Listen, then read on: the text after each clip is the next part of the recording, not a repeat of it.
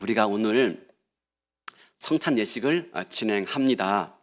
특별히 고난주간 앞두고 진행되는 이 성찬식은 그리스도의 죽으심에 초점이 맞추어져 있죠. 그래서 성찬을 받으면서 내 죄 때문에 우리 주님 십자가에서 죽으신 것을 묵상하고 또 회개하고 또 눈물 흘리는 분들이 많습니다. 그래서 성찬 예식에서 눈물을 많이 흘리면 성찬에 은혜 받았다라고 생각하고 돌아갑니다. 이것은 우리가 성찬을 추도식으로 이해하기 때문에 그런 것 같습니다. 틀린 말은 아닙니다. 성찬은 주님의 죽으심을 기념하는 자리이지요. 근데 문제는요, 성찬의 본질이 주님의 죽으심에만 있지 않다는 겁니다. 성찬의 본질이 주님의 죽으심에만 국한되어 있지 않다는 거예요. 근데 우리가 성찬을 그저 주님의 죽으심에만 초점을 맞추다 보니까 성찬에 주어지는 진정한 유익과 기쁨을 잃어버리는 경우가 있는 겁니다. 그래서 오늘 이 성찬에 대해서 좀 본질적인 의미를 살펴보면서 좀 더 영적인 유익과 은혜와 기쁨을 얻기 원하는데요. 여러분, 성찬이라는 단어는 거룩할 만찬할 때 만찬이죠. 그러니까 거룩한 식사예요. 성찬은 거룩한 식사. 그러니까 성찬의 본질이 뭐냐면 식사예요. 식사. 맞죠? 식사예요. 실제로 성경에는 식사 이야기가 많습니다. 창세기 1장에 하면은 하나님이 천지를 지으시고 인간을 창조하신 다음에 복을 주시는데 두 가지를 말씀하세요. 창세기 1장 28절, 29절 볼까요? 하나님이 그들에게 복을 주시며 하나님이 그들에게 이르시되 생육하고 번성하여 땅에 충만하라. 땅을 정복하라. 바다의 물고기와 하늘의 새와 땅에 움직이는 모든 생물을 다스리라 하시니라. 이 첫 번째 복이에요. 두 번째, 하나님이 이르시되 내가 온 지면에 씨 맺는 채소와 씨 가진 열매 맺는 모든 나무를 너희에게 주노니 너희 먹을 거리가 되리라. 이게 두 번째예요. 뭐죠? 생육하고 번성하여 땅에 충만하여 모든 생물을 다스리는 게 첫 번째 복이고, 두 번째 복은 땅 위의 모든 채소와 열매 맺는 나무를 먹을 거리로 주셨다 라고 말하고 있는 겁니다. 이게 두 번째 복입니다. 우리가 이 창조 기사를 통해서 한 가지 알 수 있는 건 뭐냐면 하나님 우리 인간을요, 먹어야 되는 존재로 지었다는 겁니다. 먹어야 되는 존재로. 사람은 음식을 먹는 맛을 느끼고 또 배부름을 느끼는 존재로 창조되었습니다. 이게 인간이 천사와 다른 몸을 가지고 있는 인간만의 특권입니다. 먹는 기쁨, 그죠? 우린 이 먹을거리를 통해서 하나님의 선하심을 맛보아 알 수 있는 복을 누리게 된 겁니다. 두 번째로요, 더 나가서 이스라엘 백성들이 출애굽할 때 말입니다. 이스라엘 백성들이 광야 생활할 때 먹을 것이 없어 불평하자 하나님이 하늘에서 만나를 비같이 내려주었습니다. 아침에 일어나 밖에 나가보면 들판에 만나가 내려져 있는 것입니다. 그걸 먹고 살면서 이스라엘 백성들 광야에서요, 우리는 하나님이 하늘에서 내리는 하늘 양식으로 먹고 살아가는구나 하는 걸 깨닫게 된 거지요. 더 나가서 하나님이 이 이스라엘 백성들의 출애굽을 기념하도록 하면서 한 가지 예식을 제정했는데 유월절 예식입니다. 근데 유월절 예식이 뭐냐면 우리가 어떻게 이스라엘이 구원받게 되었으며 이것을 영원히 기념하면서 살아가도록 유월절 예식을 제정해 주었는데, 유월절 예식에서 가장 중요한 게 뭐냐면 유월절 음식 먹는 겁니다. 유월절 음식, 유월절 식사죠. 어떡합니까? 어린 양을 구워서 먹되 무교병, 누룩을 넣지 않은 떡이지요. 그 다음에 쓴 나물을 곁들여 먹게 되어지는데, 이 유월절 식사는요, 개인적인 식사가 아니에요. 왜냐하면 어린 양을 잡아서 그날 다 먹어야 됩니다. 남기면 안 됩니다. 그러면 식구가 적은 가족은요, 하루에 다 먹을 수가 없어요. 그날 다 먹어야 되기 때문에 이웃들을 불러 먹을 수밖에 없는 겁니다. 그러므로 유월절 식사는 거대한 무리가 하나가 되어서 함께 나누는 공동 식사입니다. 공동 식사.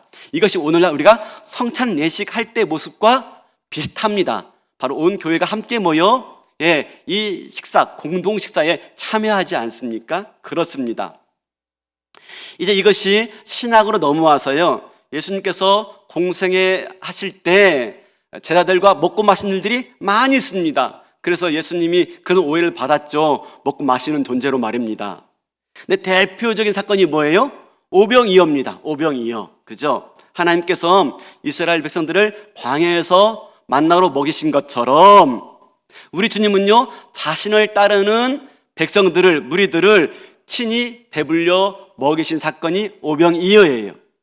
그래서 이 기적을 통해서 예수님은요, 이스라엘 백성들을 배불리 먹이시는 메시아다, 자기를 그렇게 나타내고 있는 겁니다.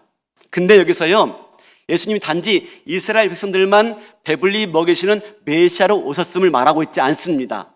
왜냐하면 우리가 5,000명을 먹이신 일만 기억하지 4,000명도 먹이신 일도 있습니다. 실병이어, 그죠? 그래서 4,000명을 먹였죠. 4,000명을 먹이고 난 다음에 몇 광주리가 남았죠? 처음에는 12광주리. 이 12광주리는 12지파 이스라엘을 상징하는데 7광주리가 남았어요. 이 7광주리는 뭘 상징하죠? 가나안의 7족속을 상징해요. 그래서 예수님은 이스라엘 백성들만 구원하시고 배불려 먹이시러 오신 분이 아니라 이방인까지 배불리 먹이도록 오신 분이시다 하는 게 이 오병이어의 기적의 의미입니다. 근데 그뿐만 아니죠. 예수님이 먹이신 것만 아니라 또한 마시게 한 일도 있습니다. 요한복음에 보면은 첫 번째 사역이 뭐죠? 가나의 혼인잔치에서 물로 포도주를 변하여서 만드신 기적의 사건이 있죠. 혼인잔치에서요, 포도주는 기쁨을 상징해요. 이걸 통해서 예수님이 장차 어떤 일을 하러 오셨는지를 애굽편답게 말씀하신 거죠. 바로 하나님이 잔치를 베풀러 왔으며 기쁨의 제물로 오셨음을 우리에게 말씀해 주고 있는 장면입니다. 그리고 나서 예수님께서 잡히시던 전날 밤에 제자들과 함께 나누었던 최후의 만찬, 그죠? 오늘 성만찬에 출발이 되어진 최후의 만찬이 있었고요. 그걸로 끝나지 않습니다.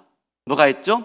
예수님이 죽으시고 부활하신 다음에 제자들이 디베라 바닷가에서 물고기 잡느라고 수고했을 때 예수님이 해변가에서 뭘 준비했죠? 숯불 위에 떡과 생선을 구워 주시면서 그들을 먹여 주셨습니다. 마치 엄마가 일일이 그 어린 자녀에게 음식을 이렇게 떠 주듯이 우리 주님께서 숯불을 피워놓고 그 위에 떡과 생선을 구워서 제자들에게 나누어 주신 장면을 볼 수가 있어요. 그러니까 신약에서도 늘 식사가 주된 그 핵심임을 볼 수가 있습니다. 그럼 그걸로 끝났습니까? 아닙니다. 또 있습니다. 요한계시록 3장 20절 라우디가 교인들에게 하시는 말씀인데요, 같이 한번 읽어볼까요? 시작. 문 밖에 서서 두드리노니 누구든지 내 음성을 듣고 문을 열면 내가 그에게로 들어가 그와 더불어 먹고 그는 나와 더불어 먹으리라. 우리가 마음의 문을 열고 예수님 영접하면 예수님이 부신 식탁에서 함께 식사를 나누게 될 것을 말씀해 주고 있는 겁니다. 보세요. 지금 우리가 성경을 창세기부터 계시록까지 쫙 봤는데 내내 무슨 얘기예요? 식사 이야기, 식사 이야기. 그러므로 이 식사는 성경의 핵심이고 성만찬의 핵심인데 이 성만찬에서 이 식사는 단순히 식사를 넘습니다. 뭐냐면 만찬이에요, 만찬. 최후의 만찬. 그러니까 잔치예요, 잔치. 단순하게 그냥 식사가 아니라 잔치 수준의 식사임을 알 수가 있는데 이걸 매우 잘 표현한 게 시편 23편 5절입니다. 한번 읽어볼까요? 성찬을 아주 매우 아름답게 표현한 성찬을 아름답게 표현한 식구예요. 다 같이 시작. 주께서 내 원수의 목전에서 내게 상을 차려주시고 기름을 내 머리에 부으셨으니 내 잔이 넘치나이다. 자, 보세요. 주께서 내 원수의 목전에서 내게 상을 차려주시고, 이 상은 우리가 개근상, 정근상 그거 아닙니다. 뭘 잘했을 때 받는 상이 아니고 밥상이에요. 밥상. 어디 앞에서요? 원수 앞에서 상을 차려주시는데요, 예, 이건 단순한 밥상이 아닙니다. 잔치상이에요, 잔치상. 온갖 산의 진미가 넘쳐나고요. 내 앞에는 잔이 있는데, 포도주잔이 있는데, 큰 잔인데 여기에 아름답게 향기 나는 포도주가 잔 가득 담겨져 있는, 찰찰찰 넘치는 그런 포도주잔이 탁 놓여져 있는 겁니다. 여러분, 그러니 얼마나 기쁘고 즐거운 잔치입니까? 이게 성찬입니다. 여러분, 성찬을 기억할 때, 참여할 때 기억해야 될 성구가 뭐예요? 우리 그동안 많았지만 오늘만큼이라도 바로 시편 23편의 5절을 기억하시길 바라겠습니다. 주께서 내 원수의 목전에서 상을 베푸시고, 지금 원수들이 보고 있어요. 공중잡은 권세 잡고 있는 사단이 보고 있는데 상을 베풀어 주시고, 기름으로 내 머리에 부었으니 내 잔이 넘치나이다. 그렇죠? 상과 잔치상과 포도주가 넘쳐나는 것을 보여주고 있죠. 그러면 우리가 성찬을 이렇게 본다면, 식사와 잔치로 본다면, 여러분, 그동안 우리가 임했던 성찬식 분위기와는 사뭇 다름을 알 수가 있습니다. 성찬은요, 기쁘고 즐겁고 복된 시간입니다. 그러므로 우리가 성찬에 참여하고 은혜 받았다라고 느낀다면 내가 뭔가 먹었다라는 느낌이 있어야 되고요, 그걸로 인해서 내 영혼이 기쁨을 얻고 즐거움을 얻고 돌아가야 되는 겁니다. 그리고 성찬이 식사라면요, 또 한 가지 중요한 게 있는데, 성찬을 통해서 성도의 교제가 이루어져야 됩니다. 왜냐하면 식사의 자리는 늘 교제가 이루어지기 때문에 그렇습니다. 우리가 이런 말 하죠. 야, 코로나 때문에 밥도 못 먹었는데 우리 언제 한번 코로나 끝나면 밥 같이 한번 먹자. 그러죠. 밥 같이 한번. 저도 먹죠, 여러분. 그죠? 먹읍시다. 먹읍시다. 근데요, 저 식당에서요. 식당에서 먹자고요. 근데 여러분, 밥 같이 먹자는 말이 문자 그대로 밥만 먹자는 얘기입니까? 아니죠. 뭐죠? 밥을 같이 먹는다 하는 것은 한 식구가 되었다 하는 걸 의미해요. 그래서 예수님께서 죄인과 세리들과 함께 먹었다 하는 걸로 비난을 받지 않습니까? 그럼 뭘 말하냐면 죄인과 세리와 한 식구가 되었다 하는 걸 의미하기 때문에 비난을 받았던 겁니다. 초대교회에서도요, 성도들이 식사를 통해서 교제가 동시에 이루어진 장면을 볼 수가 있어요. 어디냐면 사도행전 2장 42절인데, 그들이 사도의 가르침을 받아 서로 교제하고 떡을 떼며, 교제하며 떡을 떼어가 같이 병행되어 나오고 있습니다. 그러니까 교제하는 것과 떡을 떼는 건 같은 거예요, 같은 거. 식사는 교제하는 겁니다. 그래서 식탁 교제라고 말을 하지요. 성찬은 뭡니까? 성도들이 함께 모여서 그리스도의 피와 살을 나누면서 영적인 식사에 참여하면서 참된 교제를 나누는 것, 이게 바로 성찬의 의미인 것입니다. 그런데 이런 성찬은요, 이런 식사는요, 성경에서 항상 언약적 식사로 나타납니다. 언약적 식사가 뭐냐면 특별한 약속 관계에 있는, 특별한 언약 관계에 있는 사람과만 이 식사를 나누는 거예요. 예수님께서 최후의 만찬에서 따르는 무리가 많았지만 12제자와만 최후의 만찬을 나누십니다. 그러니까 12제자는 뭡니까? 이스라엘 백성들을 상징하는 것으로 하나님의 언약 백성을 대표하는 자들입니다. 바로 성찬은요, 언약 백성들에게만 주어진 특권이에요. 이건 지금도 마찬가지입니다. 교회에 나온다고 다 성찬에 참여할 수가 없습니다. 예수를 나의 구주로 고백한 사람만이 이 식사에, 이 성찬에 참여할 수가 있는 겁니다. 그래서 교회는요, 전통적으로 성찬은 세례 받은 사람들만 참여하죠. 왜? 세례식 때 예수를 나의 구주로 고백하니까. 그래서 우리 교회도요, 세례식 지난 다음 주에 성찬식이 있는 이유가 바로 그래서 그렇습니다. 이렇게 여러분, 성찬을 식사로 이해하게 되어진다면 우리가 여기서 중요한 게 뭐냐면, 그러면 식사의 음식은 누가 되는 거지? 이 식사의 음식은 뭐지? 라는 질문이 생겨요. 그죠? 성찬의 식사라면서요. 그러면 식사의 음식은 뭐죠? 누가 제공해 주는 거죠? 자, 이 제목을 알 수 있기 위해서는 우리가 요한복음 1장을 좀 봐야 되는데요. 요한복음 1장 보면은 이렇게 나옵니다. 1장 1절. 태초에 말씀이 계시니라. 말씀이 누구죠? 예수님이시죠. 이 말씀이 하나님과 함께 계셨으니 말씀은 곧 하나님이시라. 그 다음에 4절 보여주시겠습니까? 그 안에 생명이 있으니 이 생명은 사람들의 빛이라. 자, 말씀 안에 생명이 있는 거예요. 근데 잘 보세요. 이 말씀 안에 생명이 있어요. 말씀이 누구시죠? 예수 그리스도세요. 이분이 육신을 입고 이 땅에 오신 분이 성육하신 성자 예수님이십니다. 그래서 예수님이 뭐라고 말합니까? 이제 성육하신 예수님 안에 뭐가 있어요? 말씀 안에 생명이 있듯이 성육신 하신 예수님 몸 안에 뭐가 있어요? 생명이 있어요. 생명이. 그래서 이렇게 말합니다. 예수님이 자신을 가리켜 나는 길이요 진리요 생명이니. 이해되시죠? 그래서 생명이라고 말하고 있는 것입니다. 왜?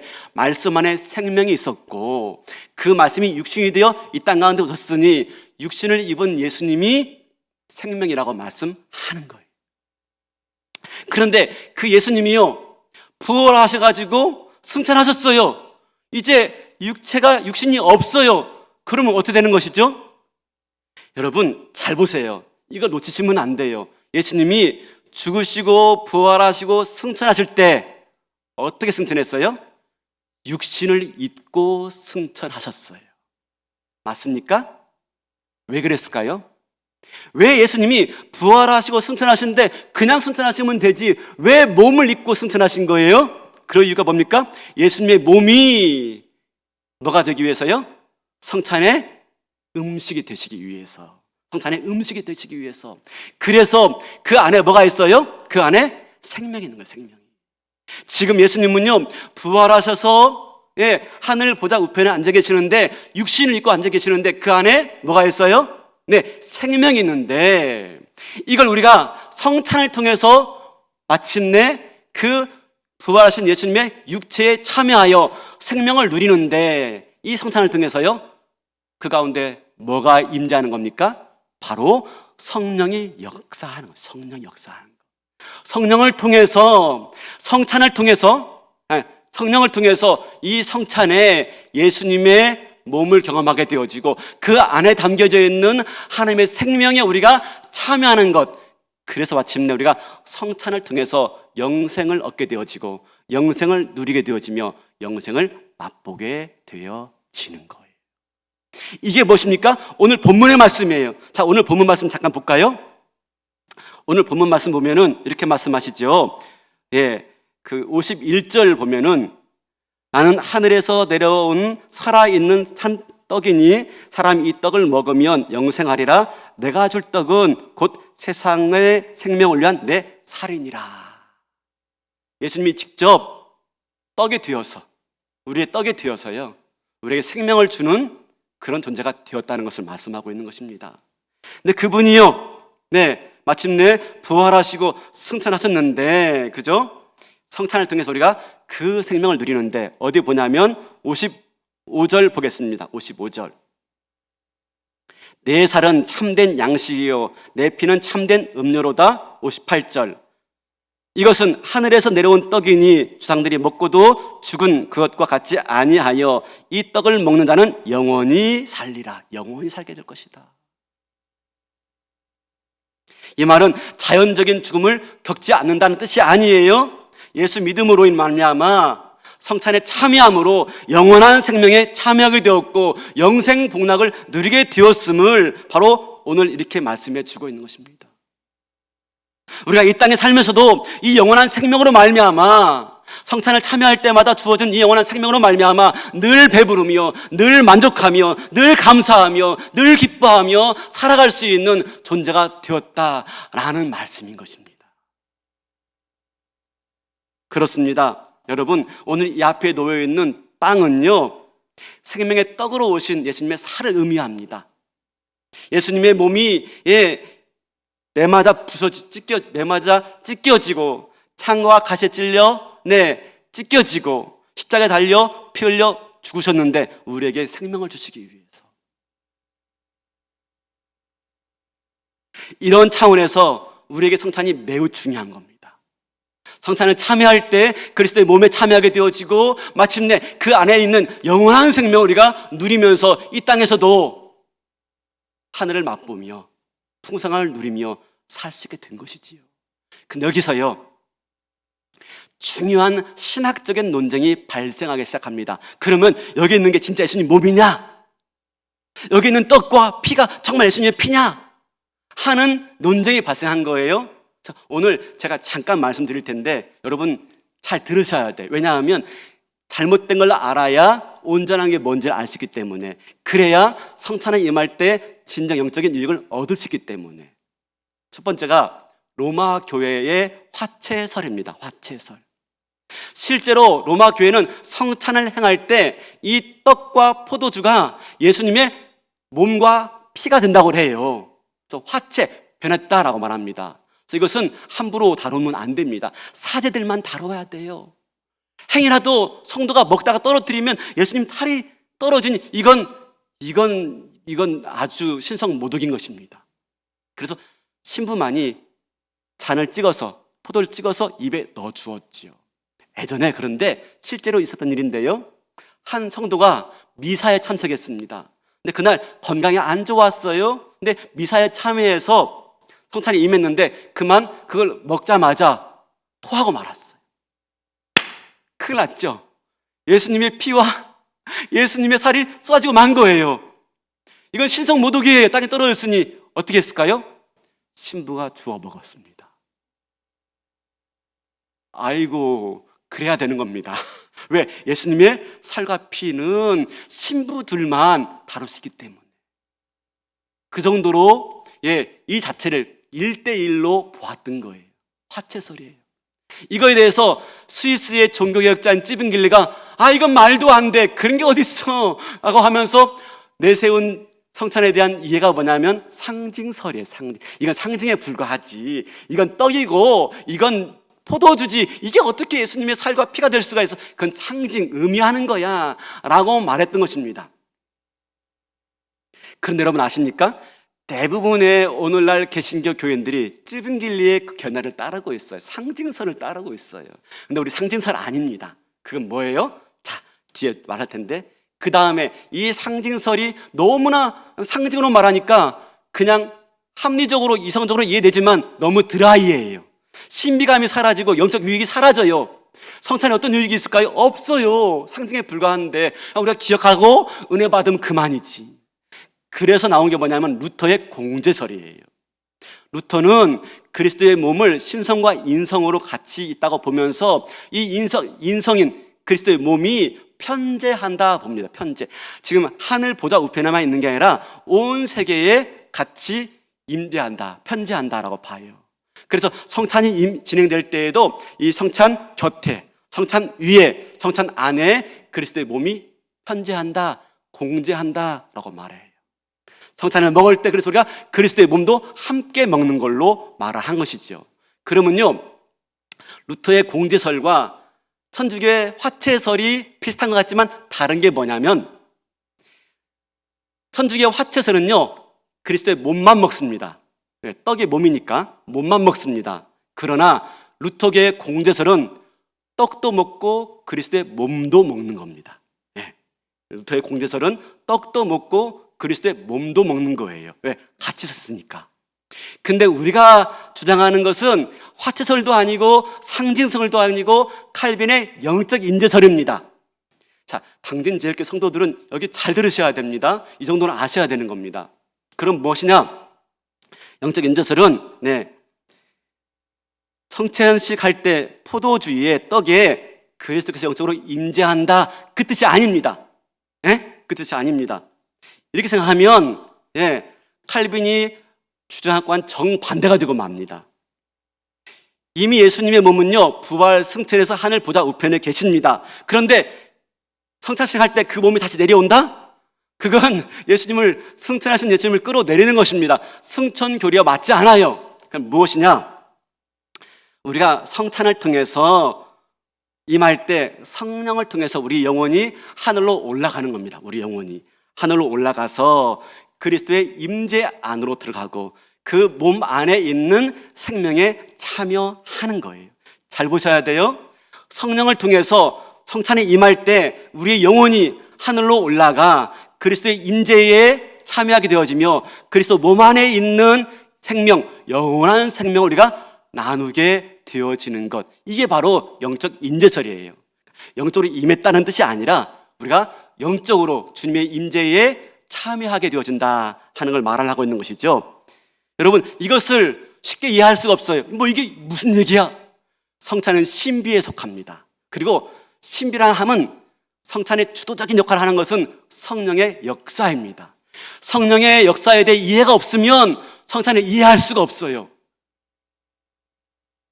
여러분, 그러므로 자 보세요. 우리가 성찬을 식사라고 했을 때 구약에서 만나 사건은요, 하나님이 그 식사를 베풀어 주시는 겁니다. 신약에서는요, 오병이어 사건을 통해서 성자 예수님께서 식사를 베풀어 주시는 거예요.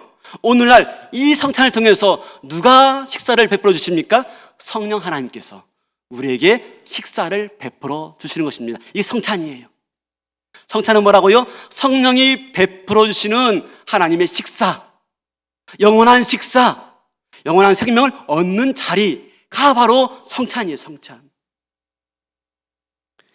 이것을 쉽게 이해할 수 없지만 오직 믿음으로 우리가 받아들일 때, 믿음으로 받아들일 때 우리는 성찬을 통해서 그리스도의 몸에 참여하게 되어지고 그리스도 몸 안에 있는 영생을 누리며 영생을 맛보며 영생을 소유하게 되어지는 겁니다. 바라기는 오늘 이 성찬을 통해서 그리스도의 몸에 참여하는 놀라운 역사와 은혜와 영광이 있기를 바랍니다. 그래서 그 안에 있는 생명, 영원한 생명, 그 생명을 내 가슴, 내 영혼 깊숙이 받아들여서 오늘 또 힘들고 어려운 인생을 승리하며 나아가는 거예요. 승리하며 나아가는 거예요. 여러분, 칼빈은 영적 임재설과 함께 또 하나 주장한 게 뭐냐면 기념설이에요. 기념설은 뭡니까, 여러분? 여러분, 우리가 뭘 기념할 때 반드시 기념하는 의도가 있어요. 결혼 기념일이든지 뭐 광복절이든지 다 마찬가지인데 뭐냐면 기념설은 과거에 되어진 일을 오늘 기억하면서 앞날을 우리가 소망하는 겁니다. 앞으로 이렇게 살아야 되겠다 하는 게 기념이에요. 기념. 성찬도 마찬가지입니다. 과거에 골고다 언덕 위에서 이루어진 예수님의 십자가의 죽음을 기억하면서 이 십자가의 죽음이 만들어 놓은 것이 무엇인지를 바라보면서 우리가 앞으로 우리에게 어떤 것들이 있을 것인지를 소망하는 거예요. 소망하는 거.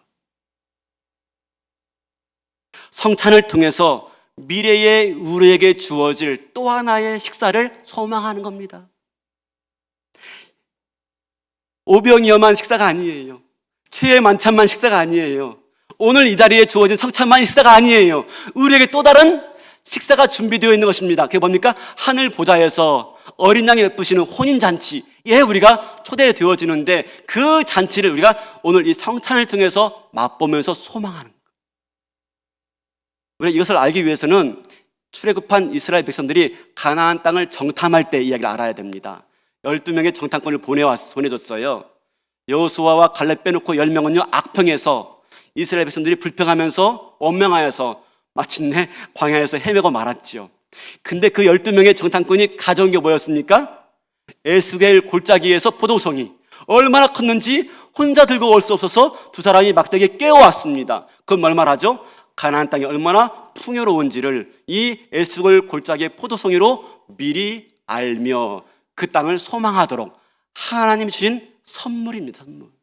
여러분, 에스겔 골짜기의 포도송이가 바로 오늘 이 성찬입니다. 성찬을 통해서 우리가 하나님의 영원한 생명을 맛볼 뿐만 아니라 장차 우리에게 준비되어진 하나님의 풍성한 잔치를 미리 맛보는 거예요. 얼마나 풍성한지를. 한 사람이 들고 올 수 없어서 두 사람이 깨어왔대요. 그 포도송이는 한마디로 말하면 보증수표와 같습니다. 맞습니다. 오늘 이 성찬은요 보증수표예요. 보증수표. 비록 우리가 오늘 이렇게 간단하게 주어진 성찬에 참여하지만 이건 뭡니까? 오늘 조금 먹고 조금 마시지만 장차 우리에게 주어질 어린 양의 혼인잔치에 그 우리 시편 23편 보았지요? 그것이 우리에게 펼쳐지는 겁니다. 내 원수의 목전에서 내게 상을 베푸시고 내 머리에 기름을 바르셨사니 내 잔이 넘치나이다.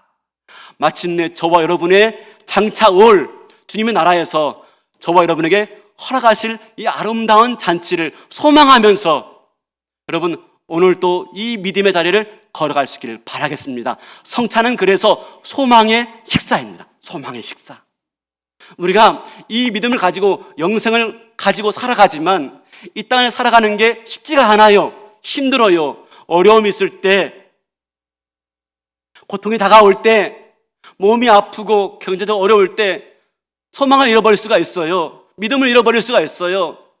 근데 이 성찬을 통해서 우리가 다시 확인할 게 무엇입니까? 오늘 내가 지금 미리 맛보지만 그러나 장차 나를 위해서 준비하신 성찬이 얼마나 풍성한지를 맛보면서 소망하는 거예요. 소망하는 거예요. 그러니 뭡니까? 사랑하는 성도 여러분, 이 길이 맞습니다.